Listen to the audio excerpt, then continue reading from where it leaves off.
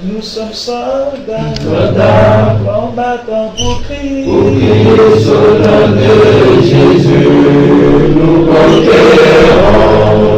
Nous sommes vaillants, Vaillants, c'est de la parole au nom de Jésus, nous conquérons. Nous sommes vaillants, Vaillants, cités à dessein au nom de Jésus, nous conquérons. Nous sommes vaillants, Vaillants, cités à dessein au nom de Jésus, nous conquérons. Quels qu'ils soient les effets, Nous conquérons au nom de Jésus, nous conquérons. quels qu'ils soient les menaces, Nous conquérons au nom de Jésus, nous conquérons.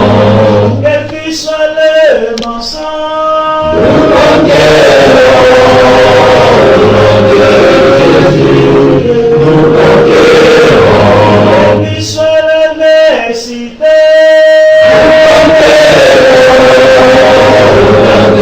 Jésus, nous conquérons.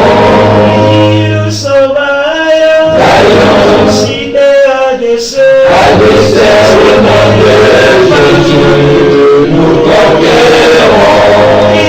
Nous sommes vaillants, Vaillants, cités à dessein au nom de Jésus, nous conquérons. Nous sommes vaillants, Vaillants, c'est de la parole au nom de Jésus, nous conquérons. Nous sommes vaillants, Vaillants, cités à dessein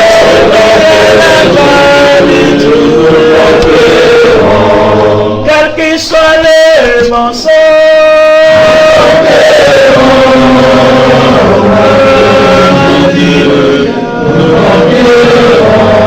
quels qu'ils soient les menaces,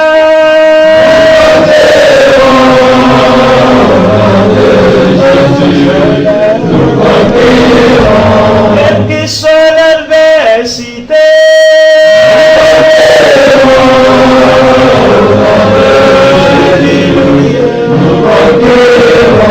quelles qu'ils soient les persécutions,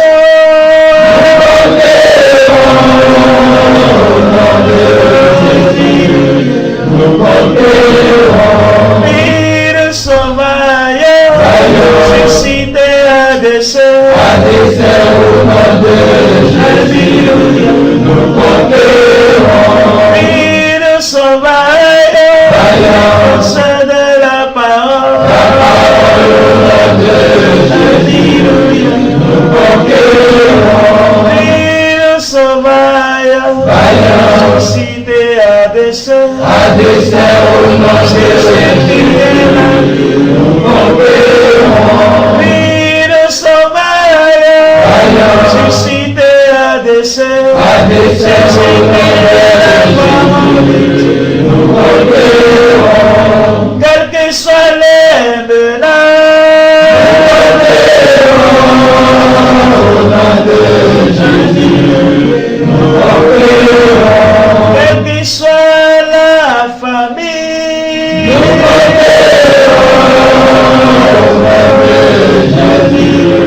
Nous conquérons. quelles que soient les atrocités,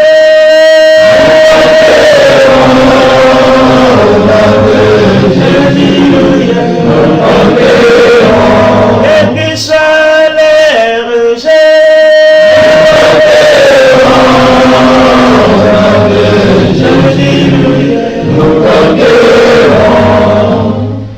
sachons que Jésus-Christ est Dieu, il est le roi, il est bon. Sachons que Jésus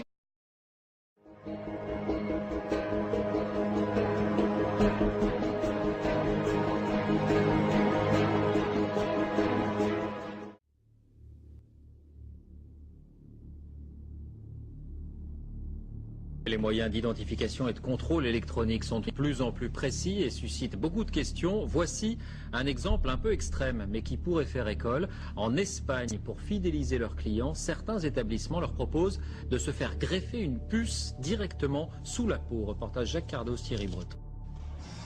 Attention, cet homme est porteur d'une puce électronique. Implantée dans le bras, elle lui permet d'avoir accès au carré VIP. Comme un produit de supermarché, les clients sont barcodés et la puce contient leur crédit consommation. Ainsi, dans cette boîte de Barcelone, il y a ceux un peu vieux jeux qui dansent encore avec un porte-monnaie et ceux qui n'en ont plus besoin. Légalisée depuis un an, cette greffe est même proposée à l'intérieur de la boîte contre 125 €. L'opération ne dure qu'une vingtaine de minutes. D'abord une petite anesthésie locale, ensuite la puce est greffée sous la peau et reliée à un compte personnel, un peu comme un compte bancaire. Je ne sais pas pourquoi j'ai voulu faire ça. En fait, c'est peut-être parce que tout le monde l'a. Et puis, c'est pour savoir comment c'est. C'est juste pour ça. Cette puce qui vient des États-Unis a obtenu un droit de commercialisation à condition de ne pas détenir d'informations médicales. Facile à implanter, n'importe qui peut donc s'improviser infirmière de boîte de nuit. C'est plus facile que de faire un piercing. Et ceux qui font ça n'ont pas spécialement d'autorisation. Et de toute façon, je me sens capable de réagir en cas de problème. Une centaine de consommateurs a déjà opté pour l'identification électronique. Un seul petit problème, pour se faire retirer la puce, il faut subir une intervention chirurgicale. C'est le même principe que pour les femmes qui se font implanter une pilule contraceptive. Au bout d'un an ou deux, il faut bien l'enlever pour en faire poser une autre. Reste le problème du pistage éventuel des clients, car la puce permet aussi de suivre un individu par satellite, ce qu'aucune législation n'interdit en Europe.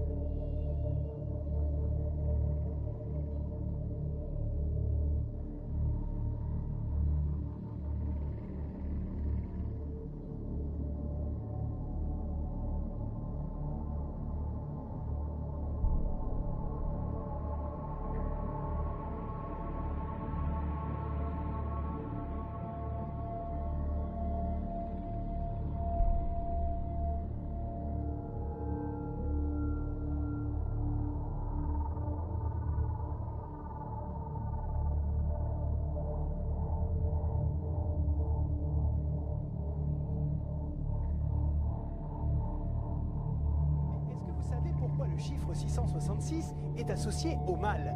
Comme nous en avons l'habitude dans cette émission, retour aux sources pour bien comprendre de quoi il s'agit. D'abord, la bête. Elle apparaît dans l'Apocalypse de Jean, le dernier livre du Nouveau Testament. C'est un texte prophétique de la fin du 1er siècle après Jésus-Christ et qui donne en gros les clés de l'histoire du monde et de sa fin. Au chapitre 13, il est écrit, je cite, « Ensuite, je vis surgir de la terre une autre bête. Elle avait 2 cornes comme un agneau, mais elle parlait comme un dragon. Par ses manœuvres, tous, petits et grands, riches ou pauvres, libres et esclaves, se feront marquer sur la main droite ou sur le front, et nul ne pourra rien acheter ni vendre s'il n'est marqué du nombre de la bête ou au chiffre de son nom. Que l'homme doué d'esprit calcule le chiffre de la bête, c'est un chiffre d'homme, le 666. » Malheureusement, il semble qu'une fois de plus, les cris d'alerte de ceux qu'on appelle les théoriciens du complot ont raison. Dans une émission fortement teintée de propagande, la chaîne allemande ZDF a récemment fait la publicité en disant que l'avenir des transactions de paiement est la puce RFID implantée. RFID est l'abréviation du terme Radio Frequency Identification. ce qui veut dire identification par ondes électromagnétiques. Les puces RFID sont tout simplement des micropuces de quelques millimètres, qui sont implantées de préférence sous la peau de la main. Des données peuvent y être stockées et lues grâce à des ondes radio. En Suède, un projet pilote concernant le paiement au moyen de telles puces RFID aurait été lancé, s'enthousiasme le présentateur Klaus Kleber dans l'émission en question. Et il donne la parole à un ingénieur en logiciel informatique, lequel fait la publicité pour la prétendue sécurité de la technologie sans être contredit. Ce dernier a entre autres prétendu la chose suivante. Quand on parle de cela avec les gens, on entend régulièrement que le gouvernement pourra voir où l'on se trouve et que l'on perd son indépendance personnelle, etc. Mais ce n'est pas le cas, car ces puces n'envoient pas de signaux. On a besoin d'un appareil pour les lire, pour qu'elles fonctionnent. Elles sont passives. Pourtant, des spécialistes en informatique indépendants contredisent ces affirmations avec véhémence. Si les paiements par puce deviennent un jour vraiment le standard, alors une localisation de chaque citoyen pucé sera tout de suite possible à chaque paiement effectué, justement au travers de l'appareil de lecture. Ainsi, des profils de comportement très précis pourraient être créés avec des moyens tout simples, pas seulement par les services secrets, mais aussi par des pirates informatiques professionnels et des délinquants de toutes sortes. On aurait une transparence parfaite sur qui fait ses courses, où et quand, qui va manger, qui va au cinéma, qui utilise les transports en commun. Ce serait la naissance du citoyen totalement transparent. Et malheureusement, il y a peu d'espoir que cette forme de surveillance totale puisse être freinée plus longtemps. Car ce que le présentateur Klaus Kleber annonce en souriant gentiment est depuis de nombreuses années un plan fixe dans l'agenda de réseau des élites globalistes. Et c'est précisément de ces réseaux d'élites que Klaus Kleber fait partie car il est membre de ce qu'on appelle le Pont Atlantique. C'est une organisation d'élite qui est considérée comme la filiale allemande du club des élites globalistes incroyablement puissant CFR, Council on Foreign Relations. Voilà ce que cela veut dire. Aaron Russo, célèbre producteur de Hollywood, devenu par la suite homme d'affaires et activiste politique, a mis à la lumière, peu avant sa mort, quelles étaient les idées que Nicolas Rockefeller défendait lorsqu'il voulait le pousser à devenir membre du CFR, Council on Foreign Relations. Le but de l'agenda, c'est de créer un gouvernement mondial et d'implanter une puce RFID à tous les citoyens. Tout l'argent ne doit plus se trouver que sur cette puce, c'est-à-dire sur un compte. Il n'y aura plus d'argent liquide. Rockefeller m'a dit directement qu'il voulait atteindre cela. Tout l'argent sera dans ta puce. Si au lieu de l'argent liquide, on a de l'argent sur sa puce, ils peuvent te prendre n'importe quelle somme quand ils le souhaitent. Et si tu protestes, ils désactivent la puce et tu n'as plus rien. Tu ne peux plus acheter à manger, tu ne peux plus rien faire. C'est le contrôle total de la population. Ils veulent un gouvernement mondial sous leur contrôle. Voilà la raison pour laquelle Aaron Russo a décliné l'adhésion au CFR, dont la filiale allemande fait maintenant ouvertement la publicité de la puce RFID à la télévision allemande par la bouche de son membre actif Klaus Kleber. Chers téléspectateurs, soit nous refusons ce développement avec détermination, soit la surveillance totale signifiera l'esclavage total envers cette élite dont parle Aaron Russo. Aidez-nous, diffusez tout d'abord cette émission et soyez actifs afin que ce développement inquiétant puisse être stoppé.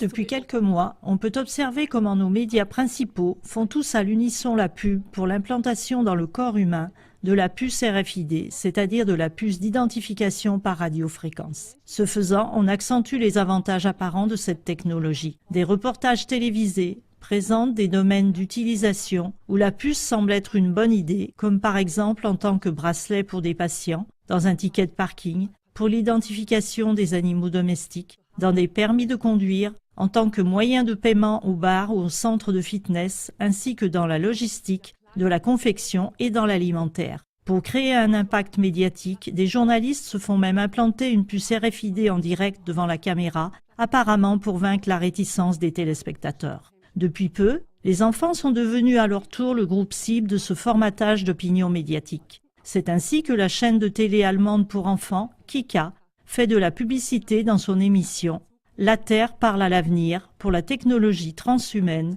c'est-à-dire pour une technologie dans laquelle les limites humaines seraient surmontées. Dans l'émission « Cyborg, mi-homme, mi-machine » du 5 mars 2016, un petit garçon raconte combien ce serait génial d'être doté de super-forces surhumaines par une fusion de l'homme et de la machine, ce qui justement caractérise le cyborg. Le présentateur de l'émission, Felix Schreiber-Decker, considère que ces perspectives d'avenir sont assez cool. Il explique aux enfants, en s'appuyant sur différents exemples, comment des personnes avec un handicap, comme par exemple des sourds, des daltoniens ou des personnes à mobilité réduite, pourraient devenir des personnes cyborg par une fusion avec des appareils d'aide technique et pourraient ainsi compenser leur handicap. Mais selon la chaîne Kika, il semble que l'implantation d'une puce RFID est intéressante, pas seulement pour des raisons médicales. En fait, on fait comprendre aux enfants qu'il s'agirait d'une mode. Comme pour un tatouage ou un piercing, ils pourraient décider de se faire implanter une puce RFID. En faisant cela, ils pourraient se transmuer par amusement en cyborg qui pourrait ouvrir des portes fermées ou transmettre des données importantes par portable.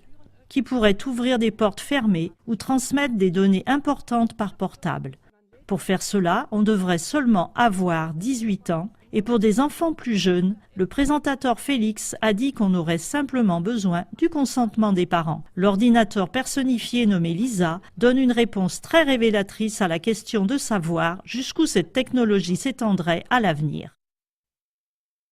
Cher Félix, l'avenir sera parfait. L'homme et la machine fusionneront de plus en plus. Si une fois quelque chose s'abîme, peut-être un organe ou un os, ceci ne sera pas du tout un problème. Comme dans un garage, il y aura tout simplement un organe de remplacement. Évidemment, un organe technique. Même des émotions seront régulées par le biais des senseurs et de mini-ordinateurs. Fini les accès de colère incontrôlés. Tout sera programmé bien minutieusement. Bientôt, on ne pourra plus faire la différence entre homme et machine. Nous deux, nous deviendrons simplement un. Il y aura des extrasenseurs et ceux-ci feront attention à toi. Ceux-ci contrôleront si tout va bien dans ton corps.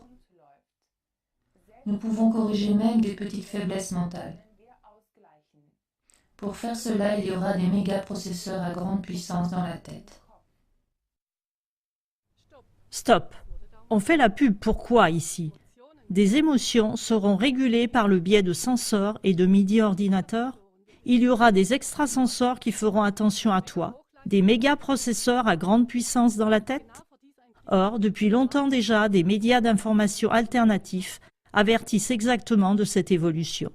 Car un émetteur intégré dans l'organisme humain a des conséquences très dangereuses, pas seulement d'un point de vue médical, à cause de ses propriétés favorisant des tumeurs. Et il paraît qu'on peut aussi manipuler le comportement humain au moyen des ondes radio de la puce. Mais dans ce reportage pour enfants, on n'a pas du tout parlé du risque de l'asservissement par l'électronique. Pourquoi alors les médias principaux travaillent-ils quand même avec une telle intensité à rendre l'utilisation de la puce RFID aussi attrayante à la population et maintenant aussi aux enfants? Dans notre émission, ZDF fait la pub pour la surveillance totale par puce RFID du 18 mars 2016. Nous avons montré l'agenda des stratèges du pouvoir global qui ont pour but de construire une dictature mondiale unique, englobant et contrôlant toutes choses à l'aide de la technique de la puce RFID. Le droit à l'intégrité physique qui est inscrit dans la loi ainsi que l'absence du consentement de la population empêche encore que l'implantation de la puce devienne le standard général. Aidez-nous en diffusant nos émissions explicatives afin que cela reste ainsi. Merci beaucoup. Vielen Dank.